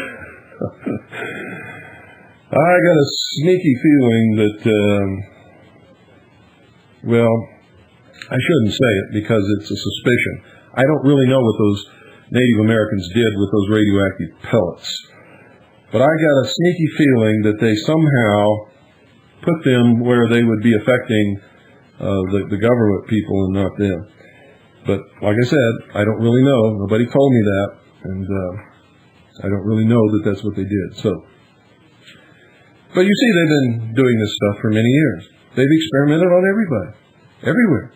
In major American cities, in certain places, they have put biological warfare agents and people walking along that particular sidewalk or in that building where it was placed in the air conditioning system or in subways were infected. And then they monitored to see how far the infection would be spread and how intense it would become before it was detected by the medical authorities and properly treated. And they've done this with radiation also. And that's where Legionnaire's disease came from, ladies and gentlemen, whether you know it or not.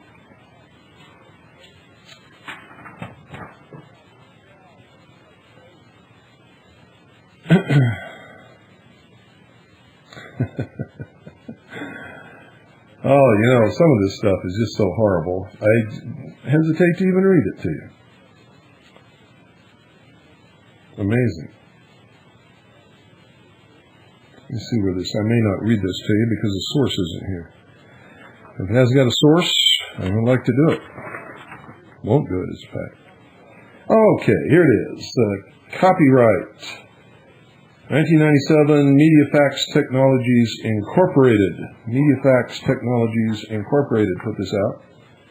And it's an article.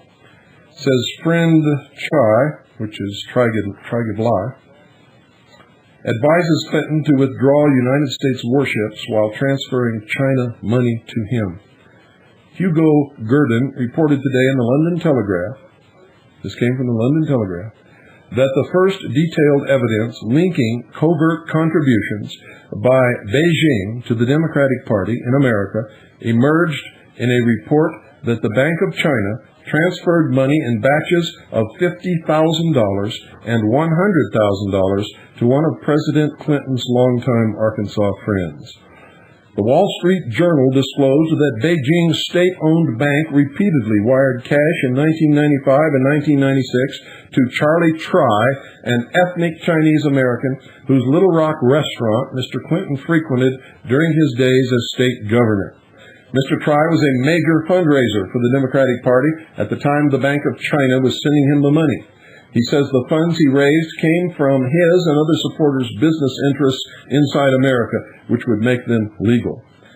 But the Democrats have already returned $15,000 of dubious contributions to Mr. Try, and he has left the country despite or because of being subpoenaed to give evidence to an expanding espionage investigation by the Justice Department. It is not clear whether the flow of money to Mr. Try was from the Bank of China's own funds or from its other customers, most of whom are Asian businesses with operations in China.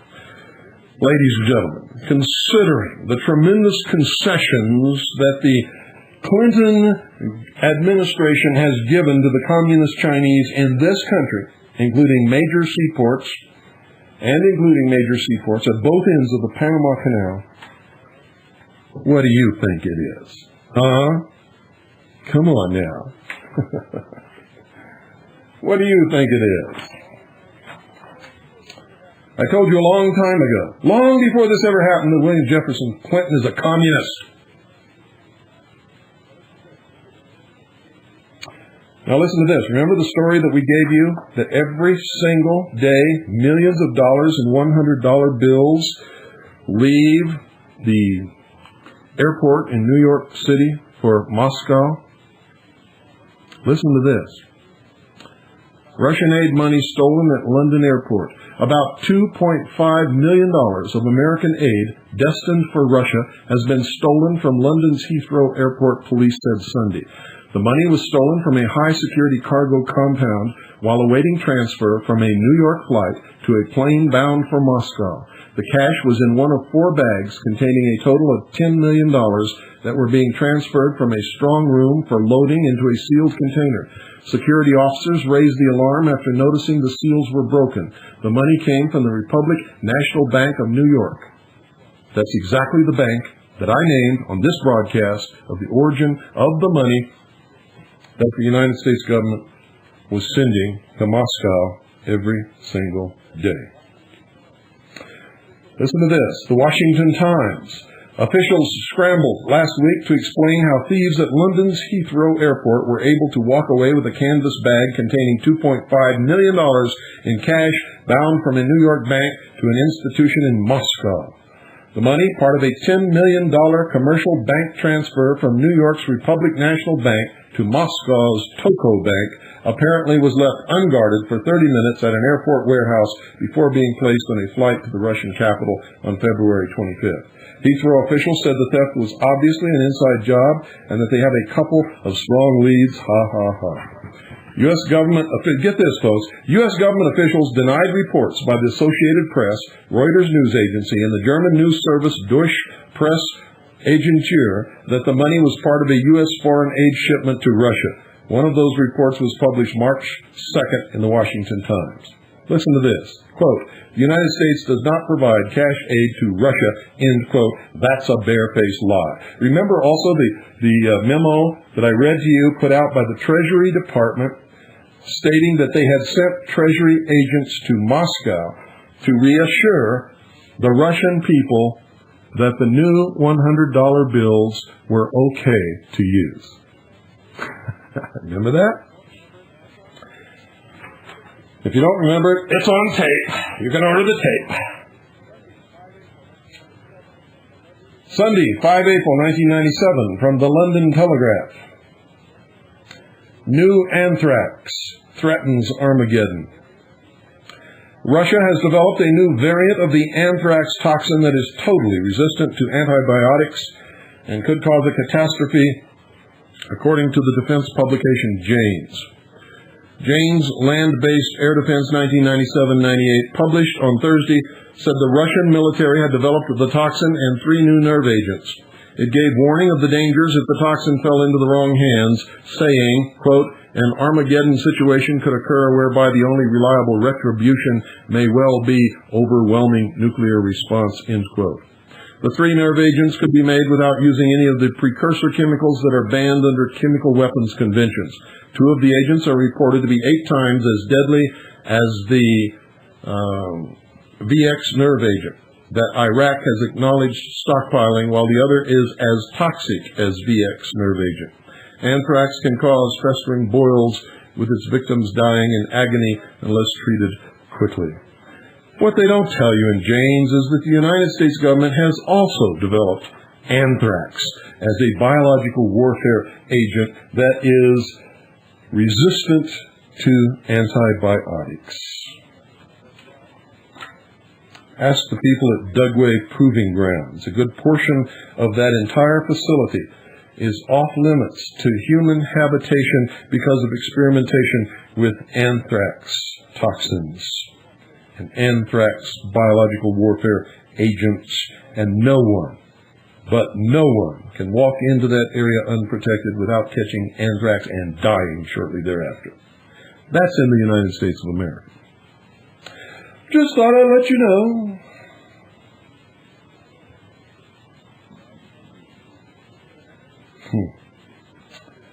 This is an excerpt from The Discovery of Freedom, Man's Struggle Against Authority, by Rose Wilder Lane, John Day Company, New York, 1943. Quote, all this intellectual world was far above the heads of most Americans. Educated men were reading Voltaire, Rousseau, Montesquieu, Chateaubriand, and along the Mississippi and the St. Lawrence, and in all the British possessions. But the uncultured tradesmen, farmers, sailors, hunters read practically nothing but almanacs, small-town papers, and the Bible. They were children of men and women who had risked their lives to read the Bible. They knew of men burned at the stake, wrenched joint from joint on the rack, broken on the wheel, for saying that men had a right to read the Bible. They heard about the stealthy meetings in the dark, to hear the Bible read in a whisper by the light of one shaded candle. The alarm, the terror, the frantic escapes from the killers pursuing with torches through the alleys and over the rooftops, or the meetings on the open moors under moonless skies just to read the Bible.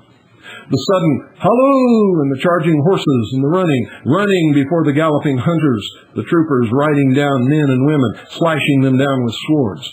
Then the long hiding while the troopers searched craftily, and mothers that night, widowed, lay under water in the ditches, praying to God that the baby would not whimper and the hunt end before dawn. So in America, they read the Bible. They were happy to be safe in America, where in open daylight and fearlessly they could read the Bible. In Genesis, they read the nebular hypothesis of creation and the evolutionary theory of life's development on Earth.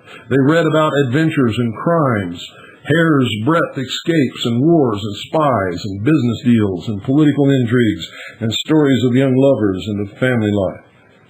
They pondered the salty wisdom and the unsparing analysis of human motives and human nature. And when they read the words of Abraham and Moses and Gideon and Samuel and Christ, saying that every individual is self-controlling and responsible, these words checked with the facts they knew from experience. So when British government tried to control them, they ignored it. To them, the king's mark on a tree was only a mark. If they needed the tree, they used it. When government stopped weaving in the colonies, weaving did not stop. Women went right on working at their looms. When the king controlled trade, he did not control it. The colonists went right on trading. The American Rebellion against England began in 1660, 39 years after the first pilgrim set foot on the stern rock-bound coast, and until Cornwallis surrendered at Yorktown 121 years later, the American Rebellion was one continuous revolt against precisely authority pretending to control a planned economy. In 1660, while England was a piece of land entirely surrounded by smugglers and ghouls were digging up the dead to get wool and cloth, Charles II turned back his lace cuffs and signed another act to improve the industry of the realm. It provided that the American colonists could not ship wool, cotton, tobacco, sugar, and other articles desperately needed by the wretched English lower classes to any country but England. If a government were responsible for its subjects, this act would be as sensible as a farmer who, when his cattle are hungry, does not sell his corn but carries it only from the corn crib to the feeding trough. But human energy was working in America. The colonists were trading with the Spanish and French colonists. To stop this trade meant wretchedness in America. The Americans knew something about reality. They were fighting the sea and the earth for their lives, and a piece of parchment was not going to stop them. Overnight, this piece of parchment made them criminals, but they went right on trading with the West Indies, and the truth is that Charles II was too negligent to control trade. His ships sunk a few traders, but not a single colonist was broken on the wheel or burned alive for the crime of trading wool for sugar. For 73 years, American business was partly smuggling. Running the blockades was an ordinary business hazard. The king's gunners killed a few sailors, wasted some goods, and kept prices higher than they would have been. That was all. The colonists, far from starving, prospered. Then in 1733, the government announced a 5-year plan. The French government was actually protecting French trade. The Sun King was reigning in France. That long, glorious reign was shining over Europe, an increasing brilliance that dazzled and civilized all Europeans who mattered, and lightened even the barbarian darkness of Muscovy. This was the 18th century, the age of enlightenment that dazzles Americans even yet. This was the century of French art and culture and intellectual leadership, the century of Versailles, which implanted in the minds of partisans or Parisians an imperishable belief in the imperishable glory of France. The French people kept no feudal liberties. They kept the feudal class structure and feudal duty.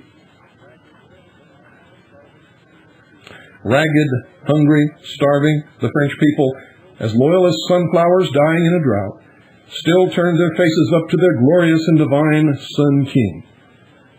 French government absolutely did not permit its colonists to ship food to France, to lower prices there and ruin merchants, so the French colonists had no markets. That is, there was overproduction in the West Indies. Desperately, their needy people would sell the products of their cane fields for anything they could get. So naturally, to protect its subjects from such ruinous competition, British government prohibited its American colonists buying cheap molasses and sugar and rum. But a great part of the colonists' business depended upon the West Indies trade. Cutting it off meant widespread ruin in the British colonies. The colonists uttered an awful howl, and in 1735 the British government soothingly replied, "This is only a 5-year plan. It may hurt a little now, but soon it will be over." A large number of businessmen in the colonies, therefore, were doing a little temporary smuggling, but in 1738, when the first Molasses Act expired, the British government renewed it, saying, "This is the second 5-year plan." And smuggling now began to be very well organized. By 1743, repealing the Molasses Act would have caused a business crash in the colonies, but the government renewed it, saying, "This is the third 5-year plan." By this time, conditions in America were just what they became again when the federal government stopped drinking in this republic. Every jug of molasses, every lump of sugar, every rum toddy from Florida to Maine was illegal. A defiance of government. Anyone who dreamed of obeying the law was crack-brained fanatic, and trying to enforce it was a farce. In and out of the ports and along the coast and across the Caribbean, the agile American ships showed their heels to His Majesty's Navy, or cornered, stood and fought. Cheered on by the folks back home, trade was thriving like anything. Traders were making fortunes. Every traveler to America marveled at the prosperity here, and in 1748, the reliable British government renewed the Molasses Act, repeating an explanation to which no one any longer listened. "A new 5-year plan."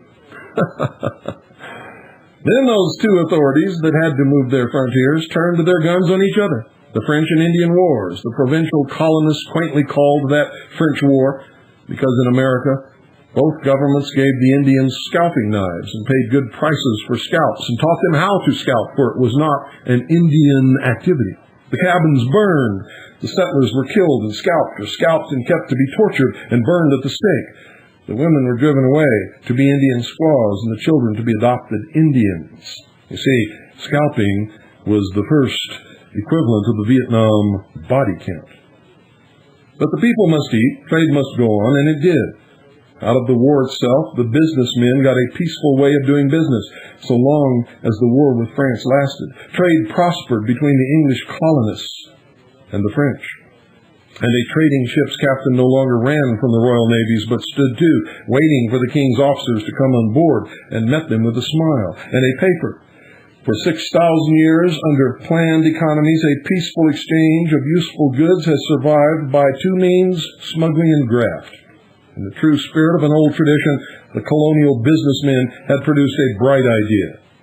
Governments at war have prisoners to exchange. Why can't a trader exchange the prisoners? They bribed the French and British officers.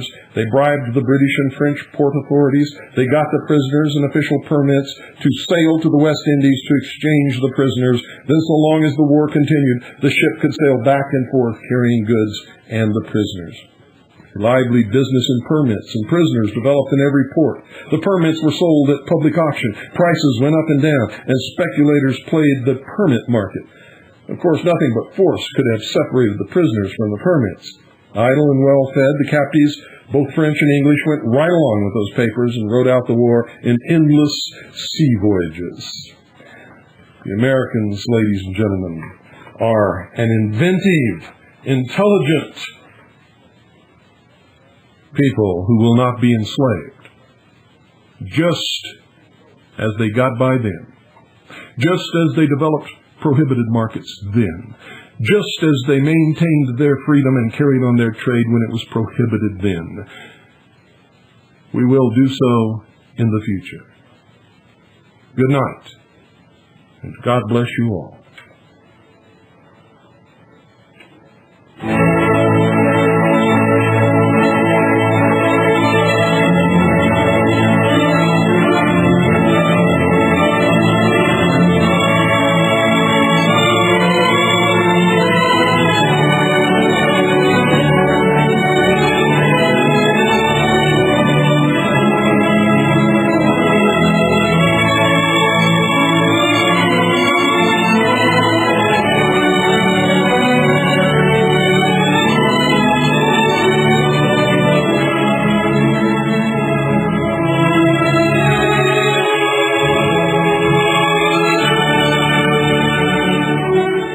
Americans cannot and will not be enslaved. We will fight and die before we would ever allow any such thing to even come close to happening. God help those who would in their wildest dreams even pretend to conceive a plan whereby they could bring that about. For our retribution will be swift and terrible, I can assure you.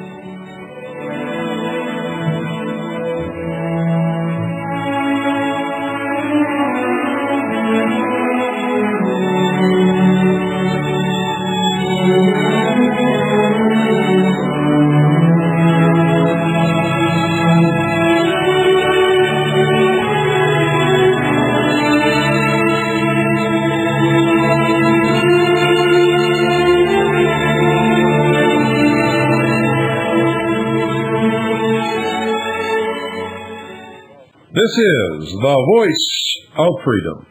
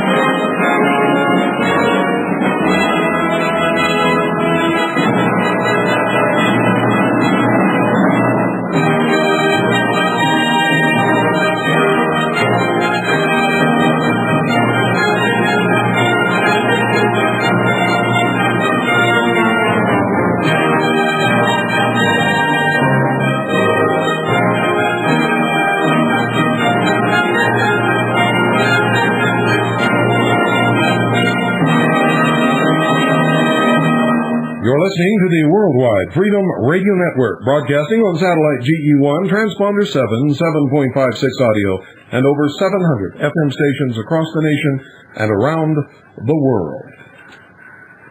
This is my daddy's station. I'm Pooh, classic radio like you always wished it could be. 101.1 FM, Eager. 101.1 FM is owned and operated by the Independence Foundation Trust as a non-profit community service. We return you now to our regularly scheduled programming, all oldies most of the time. And that great racket you hear in the background, ladies and gentlemen, is the wind, just wreaking havoc up here. Well, I went and lost her to the great impossible.